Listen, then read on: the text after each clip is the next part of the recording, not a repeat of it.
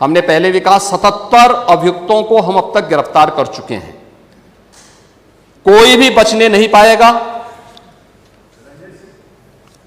जो भी अपराधी होगा, ये तो मैं जानता हूं आपकी पीड़ा को, क्योंकि जब सरकार की कार्रवाई अपने अंतिम उस तक जाएगी तो आप में से बहुत सारे लोग फतिया पढ़ने के लिए जाएंगे वहां। तो आपको फतिया पढ़ने के लायक भी हम नहीं छोड़ेंगे, तब तक ऐसी कार्रवाई हम कर देंगे। इसके लिए महोदय, हम लोगों ने एक एसआईटी गठित की है। प्रदेश के आईजी कानून लॉ एंड ऑर्डर की अध्यक्षता में एक एसआईटी गठित की है, जिसमें यूपी पुलिस और एफएसडीए के अधिकारी भी शामिल हैं पूरे प्रदेश भर में।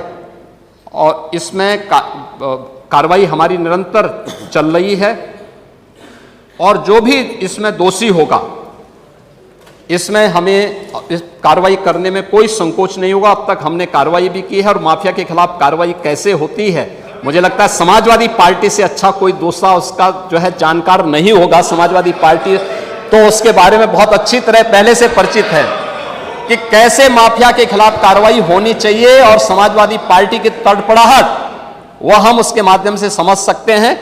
और मैं इस सदन को इस बात के लिए आश्वस्त करता हूं कि इस मामले में जो भी अपराधी होगा, उस अपराधी के खिलाफ जितनी सख्त कार्रवाई होगी, उत्तर प्रदेश सरकार उतनी सख्त कार्रवाई करेगी। लेकिन मैं समाजवादी पार्टी से इस बारे में जरूर कहूंगा कि वह गुमराह करना छोड़े। उत्तर प्रदेश के अंदर कोई भी इससे संबंधित मौत के प्रकरण सामने अभी तक नहीं आए हैं, और इस पे कार्रवाई हमारी सरकार ने किया है। आपकी सरकार ने उन्हें लाइसेंस दिया था उनके इल्लीगल गतिविधियों को आगे बढ़ाने के लिए। समाजवादी पार्टी की सरकार ने 2012 से 16 के बीच में सारे इल्लीगल कार्यों को आगे बढ़ाया था।